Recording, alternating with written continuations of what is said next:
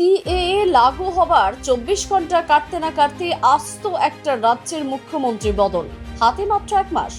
তারপরেই লোকসভা ভোট, এমনকি 6 মাস বাদে বিধানসভার মেয়াদও সম্পূর্ণ হতে চলেছে। এরই মাঝে কি এমন ঘটল মোদি শাহদের দলের অন্দরে? হরিয়ানার নতুন মুখ্যমন্ত্রী হলেন নায়েব সিংহ সাইনি। রাজনৈতিক মহলের অন্দরের খবর, জেজেপি এর অর্থাৎ জননায়ক জনতা পার্টির সঙ্গে সম্পর্কে চির ধরার ফলে জাট ভোট থেকে ব্যাংকে যে প্রভাব পড়তে পারে সেই ধাক্কাকে সামাল দিতেই ওবিসি নেতা নায়েব সাইনিকে মুখ্যমন্ত্রী হিসাবে নেওয়া হয়েছে। হরিয়ানাতে বিজেপির ব্রাহ্মণ ব্যবসায়ী ও পাঞ্জাবিদের ভোট ব্যাংক এমনিতেই শক্তিশালী ছিল।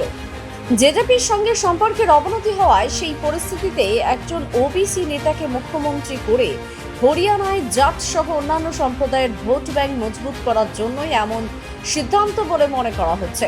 বিজেপির সঙ্গে আসন সমঝোতা নিয়ে দুষ্মন্ত চৌটালার দল জেজেপির সঙ্গে টানাপোড়েনের পর মঙ্গলবার মুখ্যমন্ত্রী মনোহর লাল খট্টার ইস্তফা দেন। প্রসঙ্গত সোমবার হরিয়ানা সফরে গিয়ে প্রধানমন্ত্রী নরেন্দ্র মোদী সে রাজ্যের উন্নয়নে মুখ্যমন্ত্রী খট্টারের ভূমিকা নিয়ে ভূয়সী প্রশংসা করেন।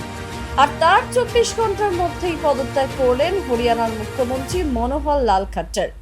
2000 সালের বিধানসভা ভোটের আগে ঠিক এভাবেই তৎকালীন মুখ্যমন্ত্রী বংশীলালের দল হরিয়ানা বিকাশ পার্টির সঙ্গে একতরফাভাবে সমঝোতায় ইতি টেনেছিল বিজেপি।